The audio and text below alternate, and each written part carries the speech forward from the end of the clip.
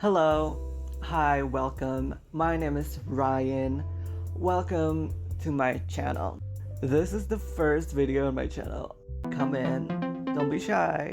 This video has been a passion project of mine for like a while now, so I guess here goes nothing, right? Really, what sparks my interest to make this video was me being, I guess, sort of like a little loser.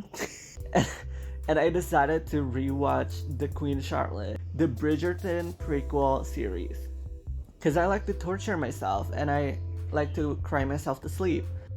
Anyway, rewatching this series got me thinking, surely this is not how it happens. Like, I don't think this is how it works historically. So I decided to dedicate the whole night researching about what actually happened to Charlotte and George in real life.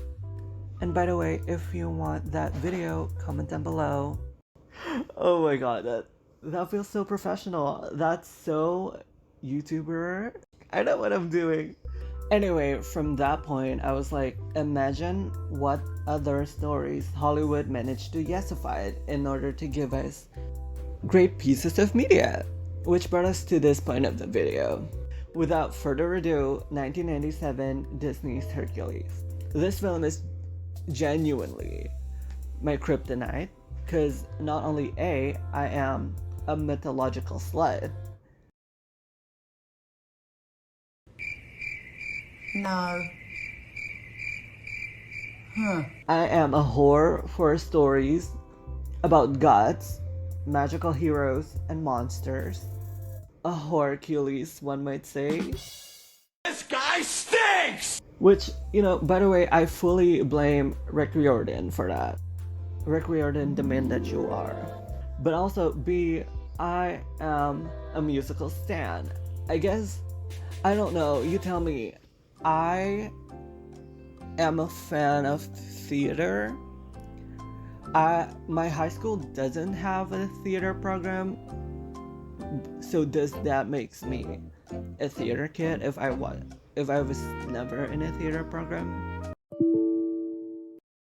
Anyway, this movie being the amalgamation of all of them, and on top of that is filled with ridiculously sexually drawn characters. So really there is nothing stopping this film from becoming one of my favorites of all time. And I can't think of a better way to start this journey with. But first, some tiny disclaimers. A, this video is obviously not a dig at Disney. Who the hell am I? The mouse can take me to court, and I don't want that. This movie is meant to be entertainment, and the main purpose of this film is not to be a source of knowledge or education. So, always take it with a grain of salt while watching a film based off historical or mythological events. Second, mythology are stories told verbally from generations to generations, in which people could tell the stories in different ways and versions. Or there could be new findings and there might be different versions of the story, and it's okay. It is fine. We can vibe and listen to all of them. Yeah. Okay. And lastly, some trigger warnings. We are dealing with some Greek mythology bullshit, which might include, but not limited to, SA, incest, gore, violence, misogyny, cannibalism. Hello? Cannibalism. Viewer discretion is advised. Anyway, that is enough chit chat. Let's just get into the story, should we? The film starts off with a shot of various ancient Greek paraphernalia. Paraphernalia. Why did I decide to use that word? Okay. Then we got introduced to the divas. the icons, the music. Shut up. Stop it! But what are the muses? Well, in the film, the muses are portrayed to be the. Can I say the C word on YouTube? Well, you know what? The most C word divas,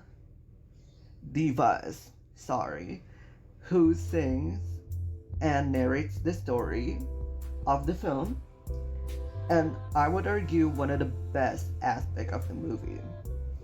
But according to Greek mythology, the Muses are a group of sisters who are patrons of the art and are inspirations of the creation and discoveries in science and arts. They are unfortunately the children of Zeus,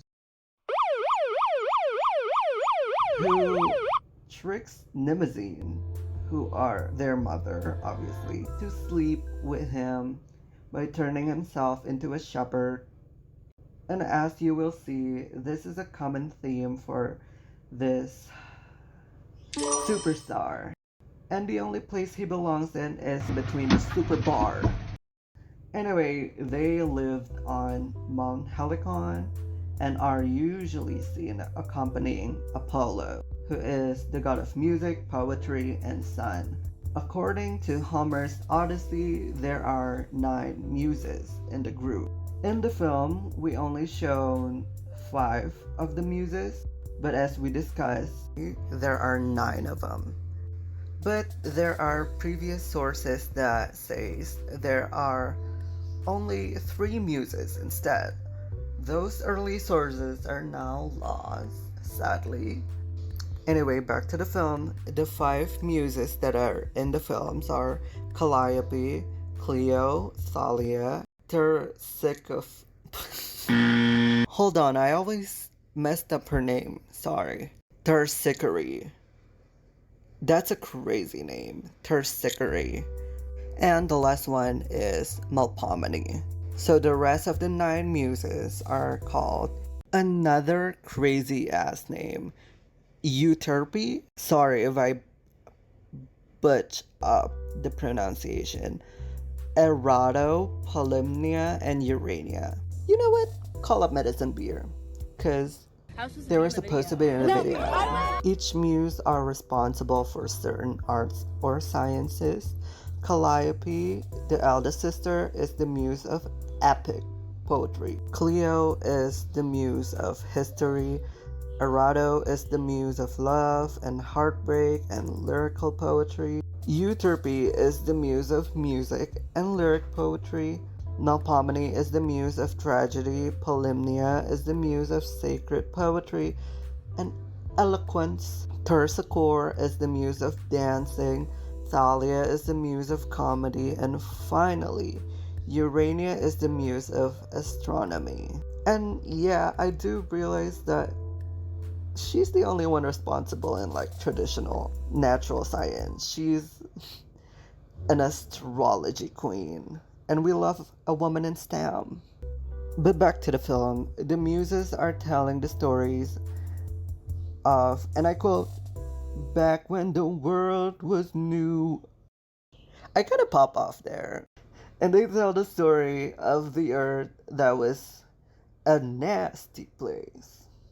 That's what she said.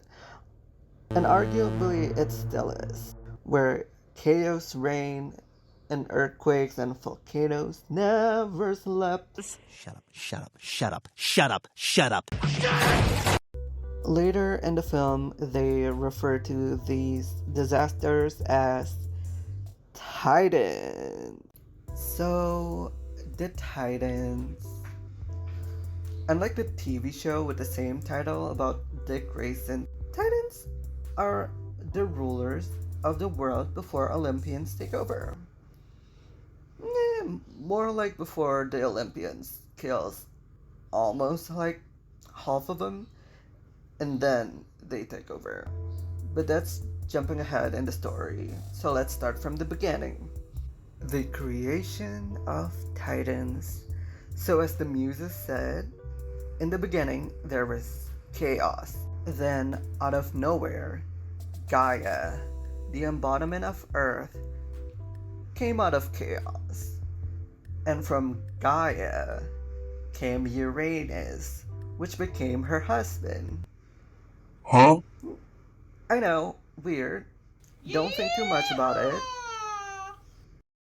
Then, from their relationship, they have 12 children, which there are, let me take a breath, Oceanus, Titan of the sea, Thetis, Titan of the fresh water, Hyperion, Titan of the light, Thea, Titan of the light, Coacious, forgive me, Titan of wisdom and foresight, Phoebe, Titan of prophecy, Crius, Sirius, I'm pretty sure it's Crius, Titan of constellation, Nemosine,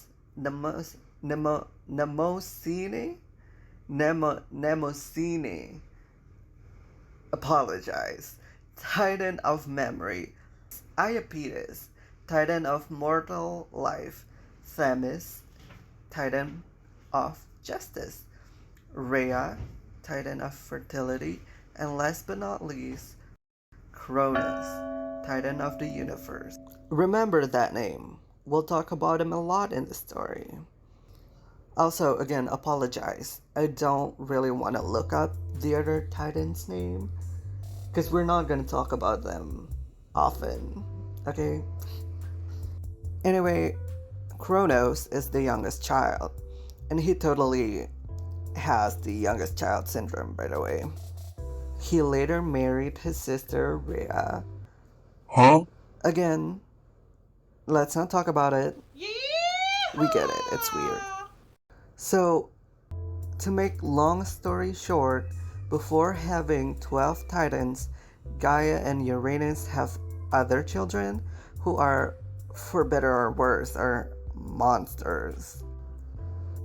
Which later Uranus forced down the Tartarus, or what we call in the modern day as Underworld. Which, by the way, with a name like Uranus, he got some nerve to be a hating ass bitch. He really lives up to his name for being an asshole. Anyway, Gaia obviously hates him for it, so she asks Kronos to slay his father, boots the house down. But just before Uranus dies, he puts a curse on Kronos, which said that he will die the same way as his father did, killed by his own children. So, in order to avoid the curse, he decides to, and get ready, eat his and Rhea's children.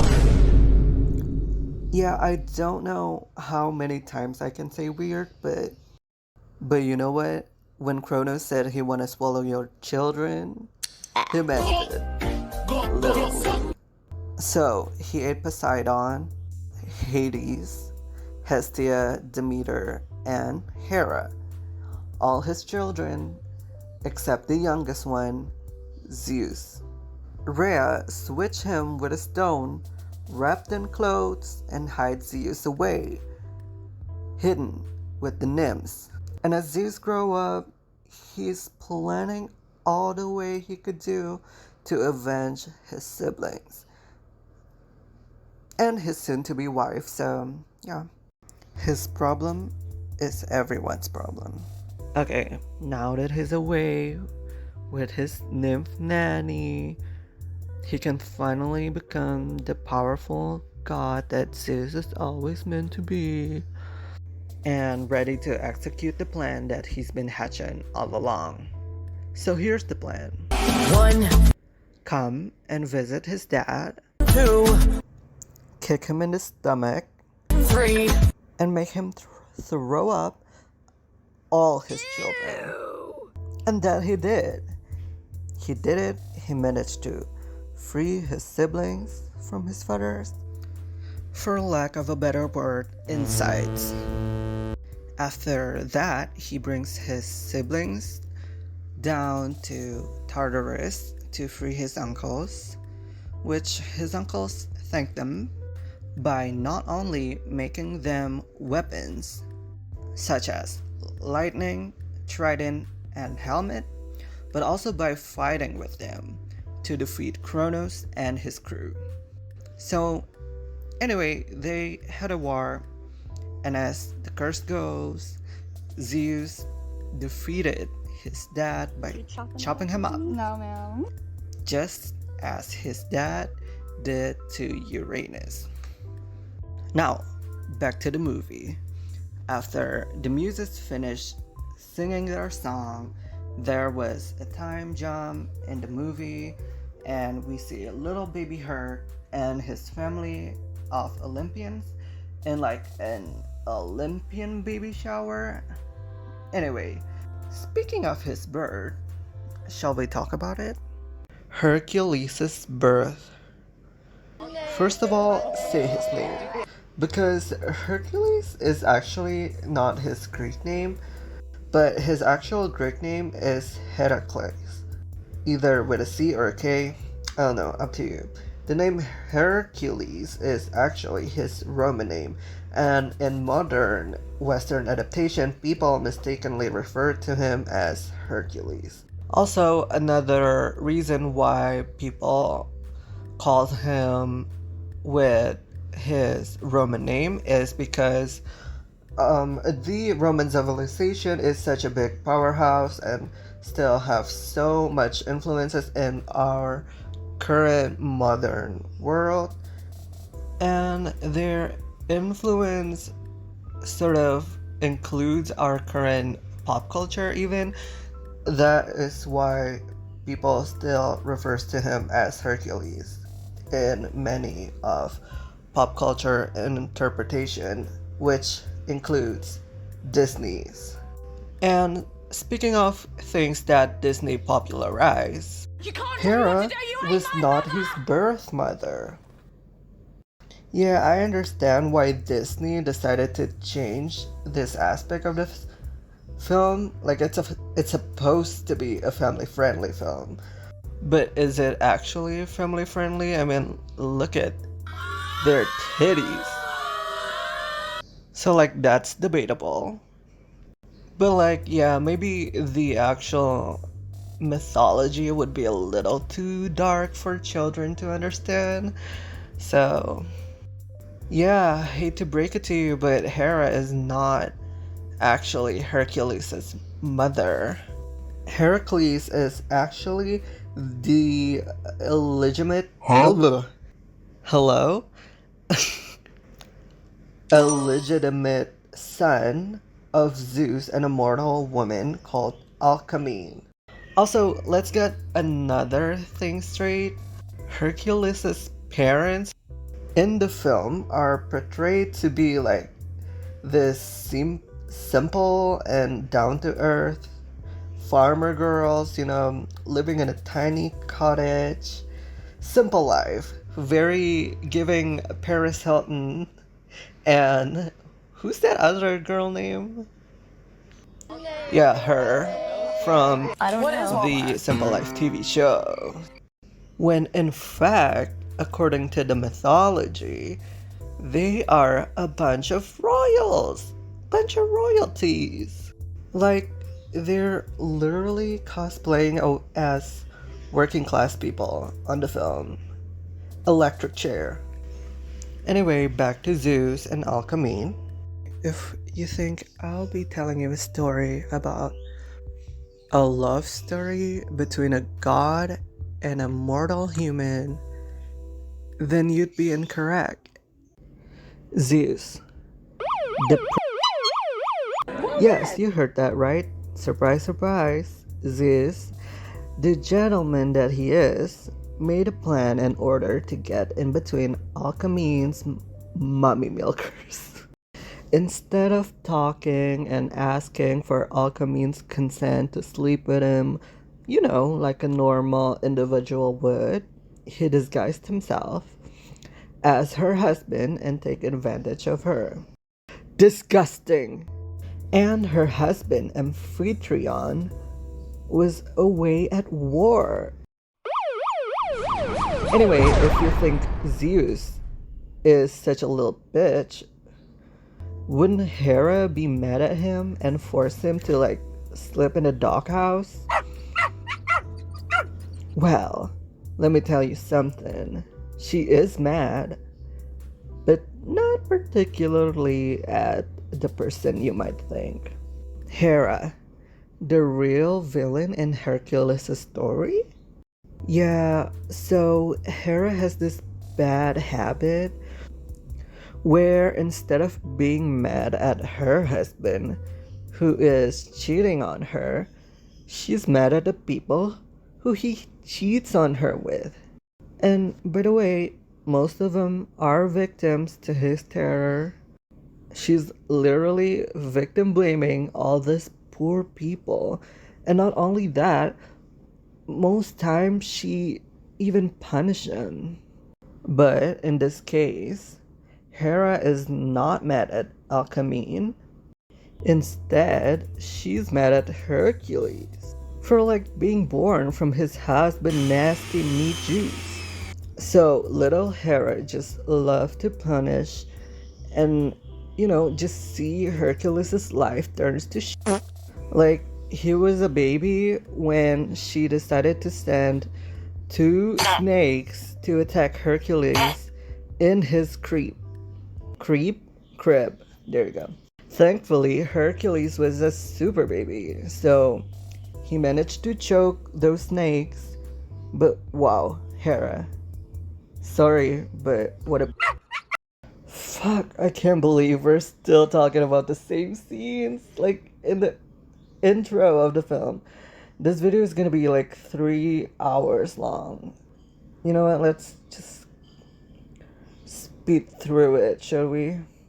Pegasus, a short story. So, Pegasus is not the creation of Zeus. Give credit where credit is due. Give her her tens. The creator of Pegasus is actually, well, it's complicated. Pegasus came out of Medusa's neck. Yet another woman falling victim to the cruelty of the Olympians when Perseus decided to cut her neck off. But Pegasus' father is also Poseidon? You stupid slut. It's, again, complicated. No! Remember, it's supposed to be a short story, so I'll just leave it at that right now.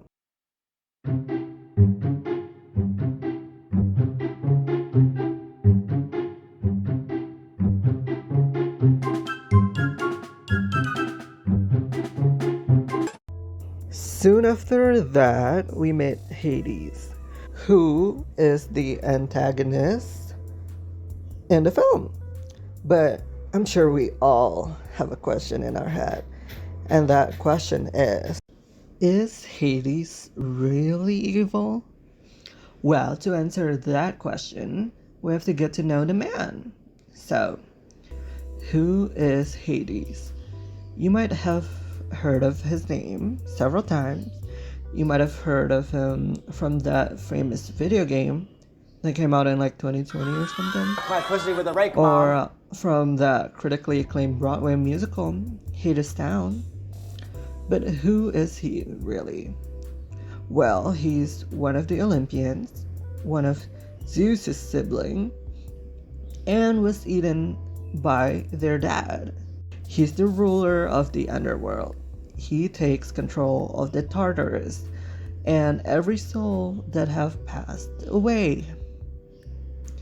At first, he wasn't very happy being the king of the underworld, but I think he kind of got used to it. But you know what? Unlike his fellow Olympians, I don't think he likes to get up too much trouble. Well, excluding some tiny and not at all big drama, like that time when he a romantic or a kidnapper? Yeah, so there is no easy way to talk about this. He allegedly kidnapped, well, not really. He kidnapped a young woman and forced her to be his bride. So that's fun. The young woman in question is Persephone, daughter of Demeter, the goddess of harvest. Persephone is the goddess of grain and agriculture. And spoiler alert, soon to be queen of the underworld.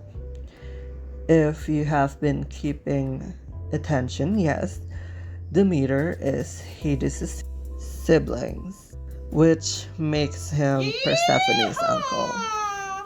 But that's not really a problem, is it?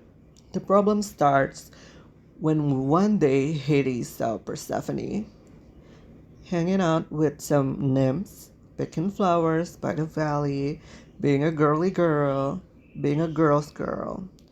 And he fell for her.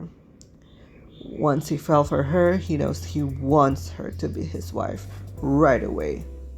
He can't stop peeping at that girl, not for a second, like the creep that he is. So anyway, he kidnapped Persephone by dragging her down to hell and forced her to marry him, which literally caused the longest winter in the world because Demeter is obviously upset. And later, when Demeter finally found her, Hades tricks Persephone to eat pomegranate seed from the underworld. So she has to spend half of the year down in the underworld with him as her queen. But I do have to say, some people refers to Hades as not as much as a huge evil master manipulator as what it is commonly talked about.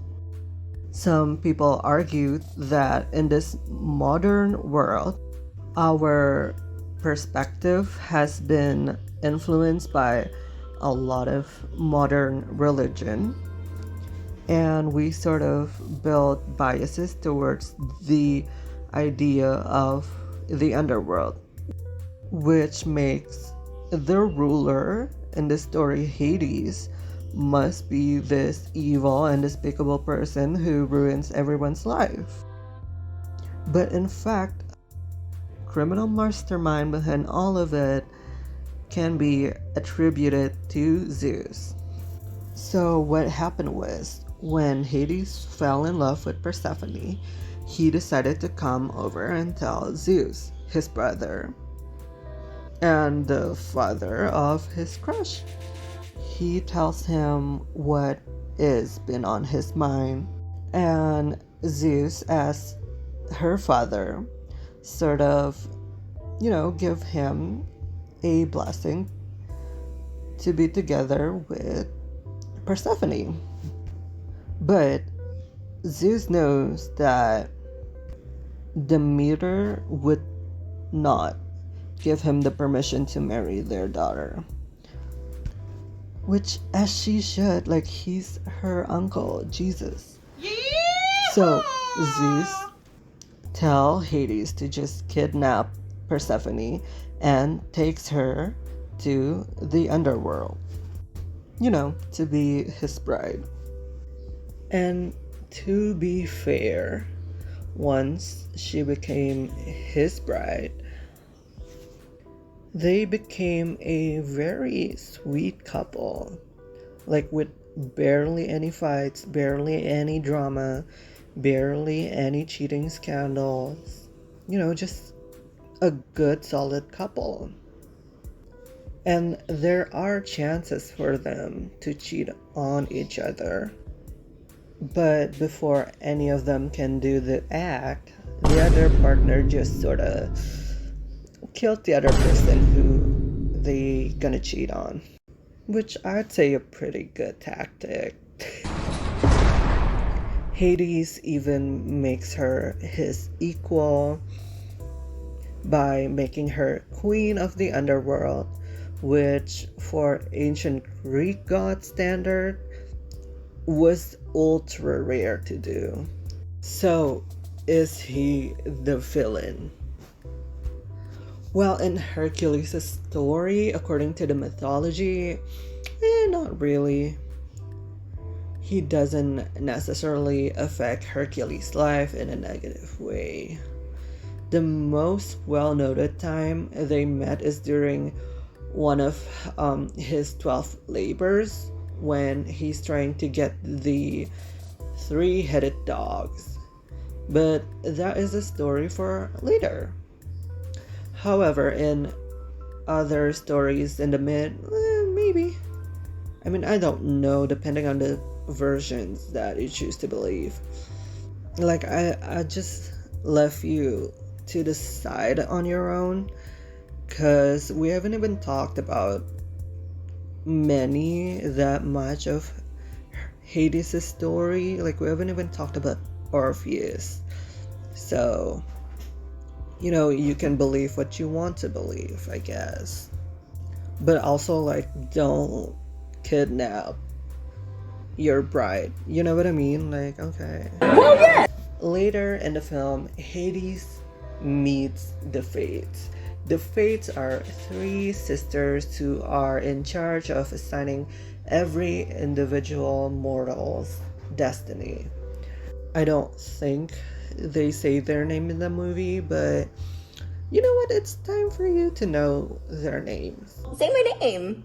Say my name. In the myth, their names are Clotho, Lachesis, and Atropos. Okay. Write it down. Anyway, Hades decided to ask the Fates if his plans on overthrowing Zeus is going to work. And the Fates say, not on my watch. They basically tell him that as long as Hercules is there, Herc will save the day. This obviously angered Hades, so he decided to make Pain and Panic to turn Hercules into a mortal and kill him. Which, in the film, by the way, referenced the story which I told y'all before, where Hera sent two snakes to bite him as a baby, to bite Hercules as a baby. Child. Anyway, so Now we can finally start at the beginning of Hercules' youth. My god, this is gonna be a long video. Hercules' youth. So after that, he was found by his godparents. Well, more like his not so godparents. Get it? child. Anyway, so As we previously discussed, we know that in this film, his parents are just, cosplaying to be humble farmers and actually are royalties according to the mythology. But what are their deals anyway?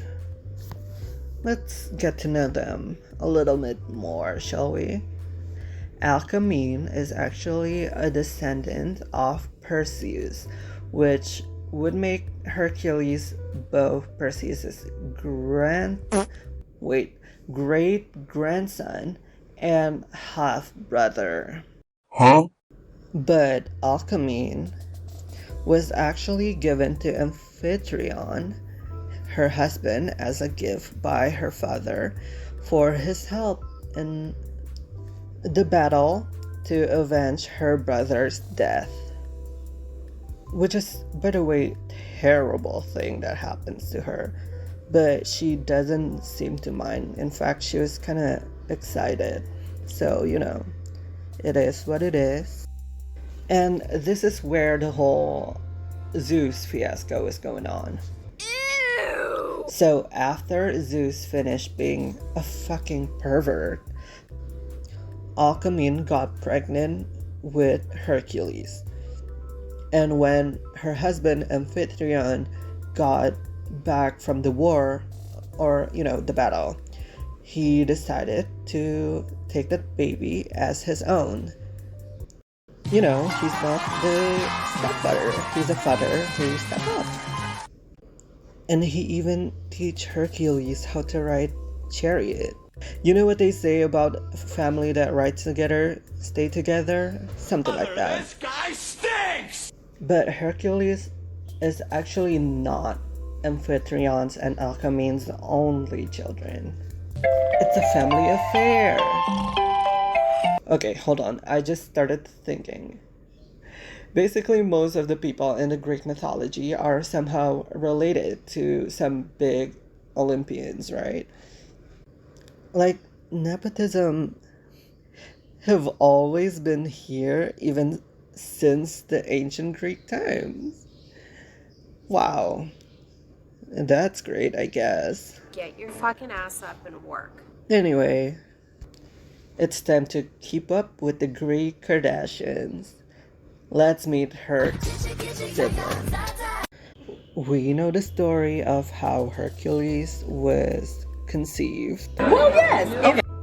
Well, for some reason, after the whole Zeus being a creep stuff, Amphitryon came back from the battle. I kept wanting to calling it a war. I guess it is sort of a war, I don't know. Anyway, after he came back, he finally slept with his wife. Yay! Which is somehow why Hercules was born as a twin. Huh? But Hercules' dad is Zeus, while his twin brother, Epicles, his dad was Amphitryon. Okay. Yeah. Back to the film, shall we? After Hercules finally meets his real dad, Zeus, Hercules decided to. His dad told him to visit Philoctetes. Yeah, what a name. Big boo. To learn how to be a hero. And to begin his training season.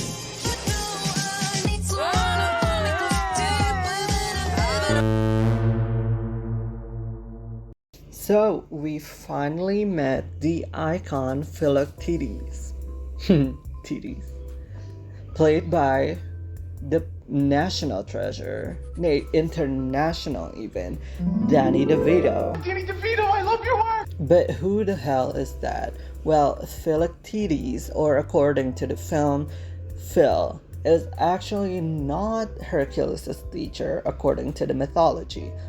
Philoctetes is actually well known as a Greek hero. There's even a play with his name as the title, which debuted in 409 BCE. Phil is one of the soldiers who participate in the Trojan War. He was chosen to carry the bow and arrow previously owned by Hercules or Heracles himself. So he was sort of an apprentice to Herc instead of his mentor. He actually almost didn't make it to Troy. On the way to Troy, he got bit by a snake and was left behind in an island named Lemnos, which, if you ask me, sounds like a great time to me. You get to have some fun in a tropical island in Greece instead of going to war. Like, sign me up. But unfortunately, he was persuaded to join the war by a bunch of people because there is a seer who told them that the Troy can only be beaten by the power of Heracles' bow and arrow. His wound got healed over there somehow, and then he killed Paris, which is the son of the king of Troy. So, if he is not the coach of Hercules, who is? Yes, coach. So, who's the Splinter to his Ralph? The Shifu to his Poe? Or for the weeps out there, the Jiraiya to his Naruto? Well, there's no single answer, really. He has several of them. As I said previously, his mortal dad, Amphitryon, was his chariot rider teacher. But who else? Hercules also killed accidentally his music teacher when he was still literally a child. No. But to answer the question, who's the main Phil guy or whatever in the myth, there's not really any of them. I guess inspiration might come from Sheeran, A real horse's ass. but instead of a centaur, he's a satyr? Sadder. I don't know. Back to the film. We are on our way to Thebes. But in the middle of our journey, we have to stop and save a damsel in distress. Which brings us to the next session. Huh? His love life. We met Megara, who is just built like a Coke bottle. Like, damn, va-va-voom. And she's also the main love interest in the film. But who is Meg? Meg, not Griffin, in the movie, is portrayed to be some sort of a henchman of Hades. But in the myth, Megara is actually Hercules' first wife. More to come about that later. She is the daughter of Creon, which is the king of Thebes. Yet another Nepo baby. So really, they just matched each other's freak. Oh, speaking of freak, there is a freak accident. Somewhere along the way, this marriage is going to be pretty freaky pretty soon. Cause guess what? After years of beautiful marriage and some kids, Hera decided to be a horrible, terrible person. And she decided to put Hercules under her influence and kill his wife and kids. Obviously, Hercules regrets everything that happened. He grieves the loss of his family and the sin that he has committed, which what brought him to the infamous 12 labors of Hercules. Now, for those of you who didn't know, 12 labors of Hercules are the labors given to Hercules in order for him to repent his sins.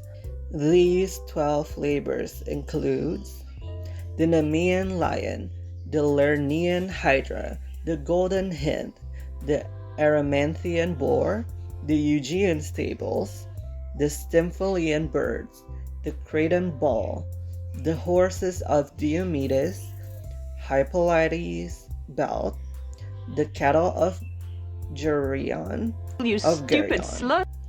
the cattle of Geryon, the apples of Hesperides, the apples of Hesperides, and finally the Cerberus. So, remember earlier when I said that Megara is Hercules' first wife? The Wives Club. Yeah, so besides of Megara, there are 3 other wives in his life. I do have to warn you guys, the timeline of Hercules' story can get pretty messy. The second wife is called Omphale. He was given to her as a slave because he killed a prince, and the oracle said that his punishment is to be a slave for a year to a widow queen of Lydia named Omphale. Anyway, not long after, Omphale set Hercules free as a slave and they got married. His next wife is named Deianira, and they first met each other when he saved her from a literal god. He won her hand and later saved her from Hercules, the god of river, who turns himself into a centaur. And during the fight, Hercules broke one of Hercules' horn and gave it to a bunch of nymphs. This horn is later then turned into what is now known as the cornucopia, or what some of you might know as the fruit of the looms shit. You know? You know that one? So, one thing about Deianira, she's really anxious. She's a really anxious person, which, like, same girl. This will be important later in the stories because there's another big story regarding Deianira, but let's talk about it later. Now, Hercules' last wife is Hebe. Evie.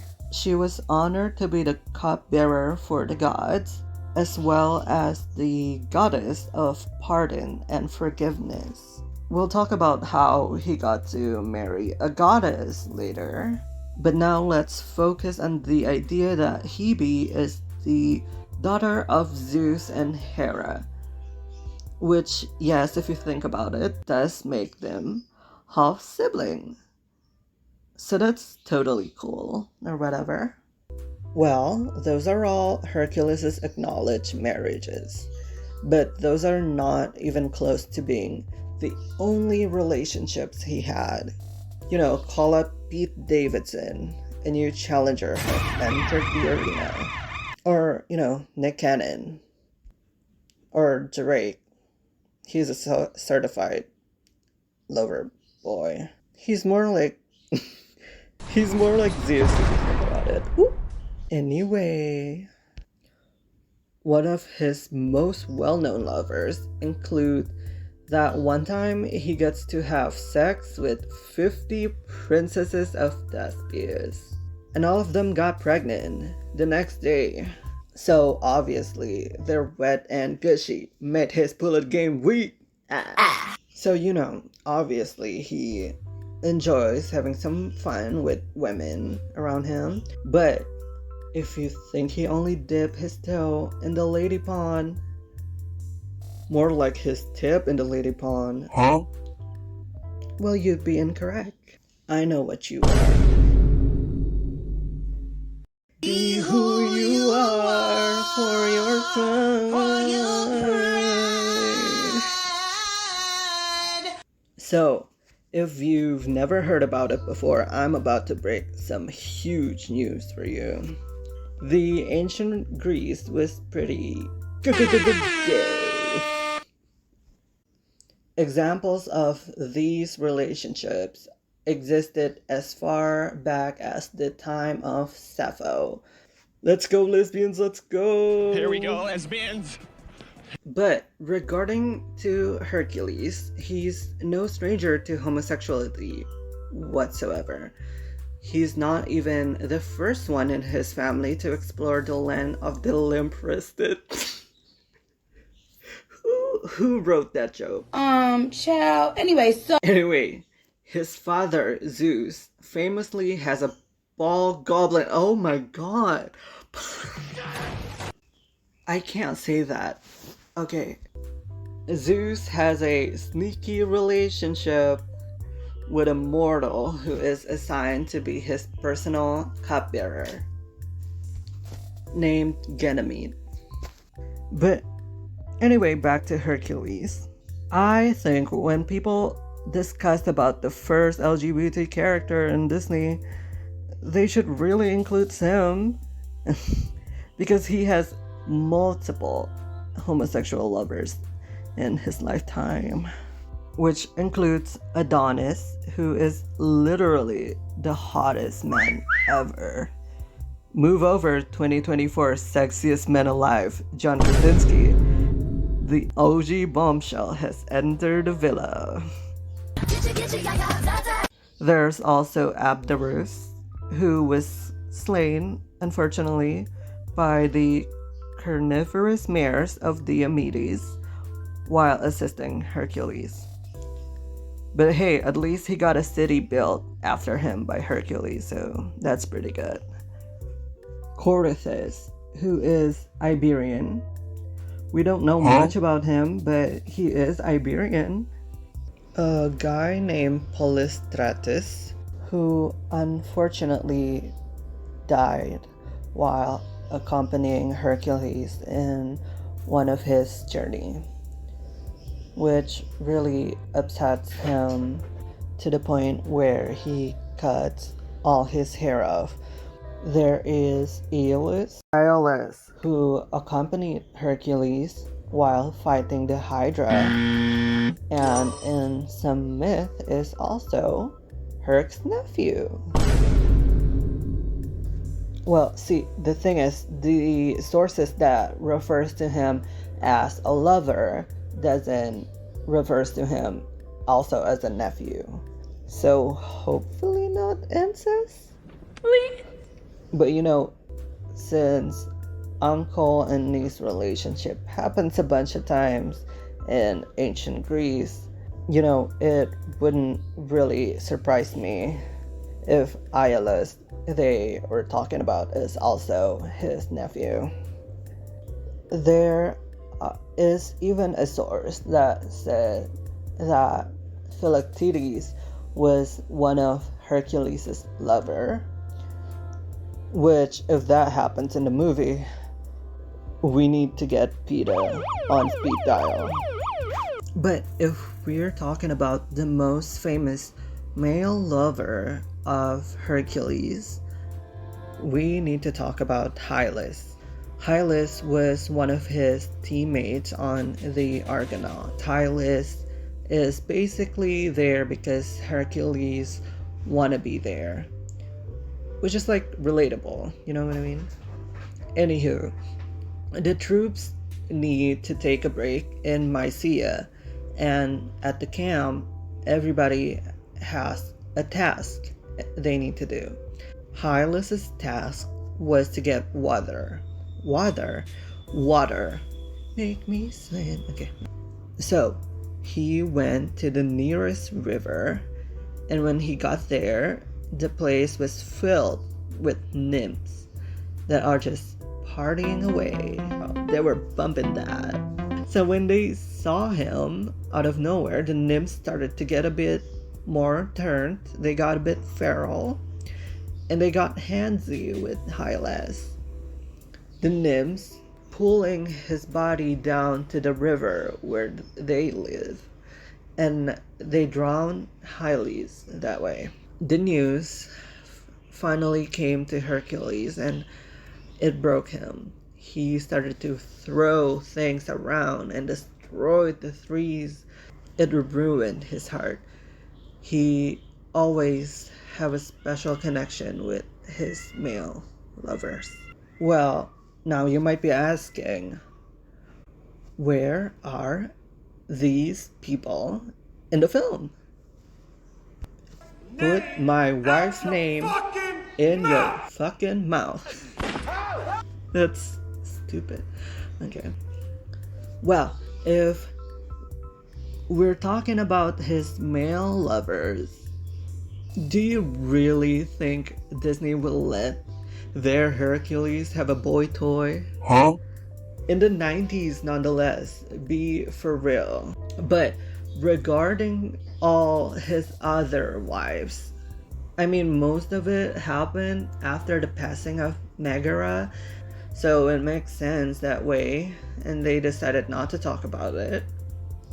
But they do reference his meeting with Deianira on the scene where Hercules meets Megara for the first time. You know, as she was being captured by a centaur. And you know, maybe if we wait a little longer, Megara did kind of die in the movie for a bit. So that's that, but you know, they brought her back to life because it's a kid's movie.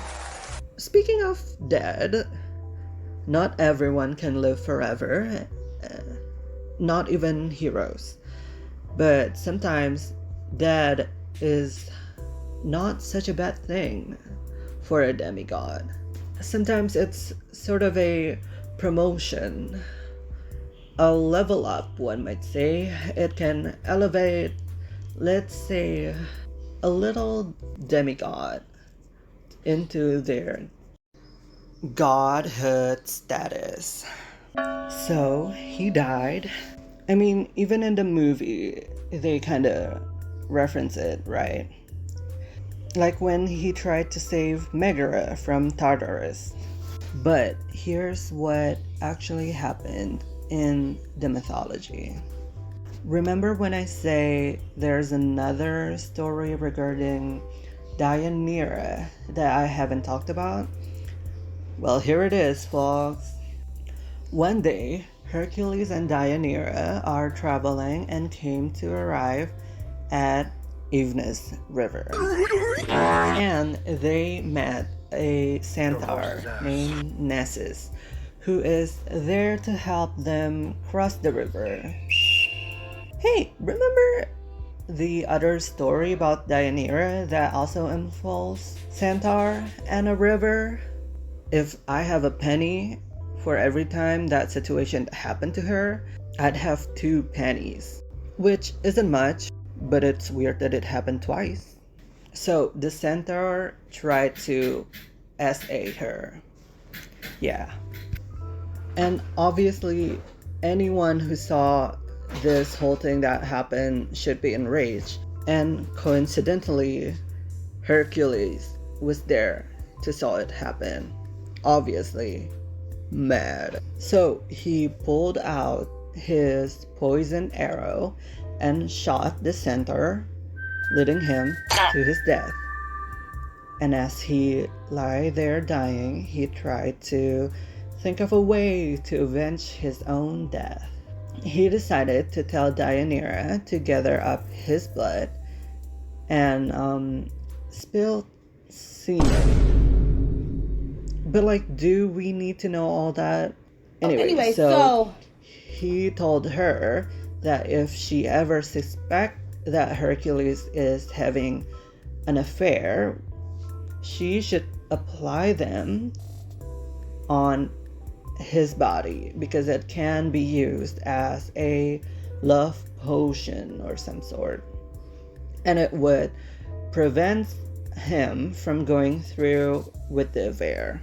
But what she doesn't know is that his blood and his spilled man juice is not laced with a love spell, but instead is laced with the potion on Hercules' arrow. Now, remember when earlier we talked about how Deianira is an anxious person?